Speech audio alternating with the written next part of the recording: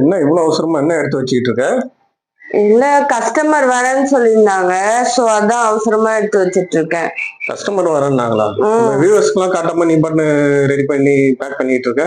ஆமா. சரி வாங்க காட்டிடுவோம். தொண்டை கொஞ்சம் சரியில்ல. வாய்ஸ் கொஞ்சம் கேவலமா இருக்கு. அட்ஜஸ்ட் பண்ணிக்கோங்க. உடம்பு சரியில்ல. இதுதான் சாரி.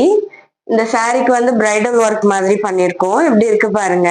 ஹெவியா பாருங்க. சாரி கலரும் அதுல வர ஜரியும் மட்டும் யூஸ் பண்ணியிருக்கோம். ஃப்ளவர் வந்து அது ஃப்ளவர் உள்ளே குட்டி குட்டி புட்டா மாதிரி. ஸ்லீவ்ஸ் பாருங்க ஃபுல் கிராண்டா ஃபுல் ஒர்க்ல பண்ணியிருக்கோம்.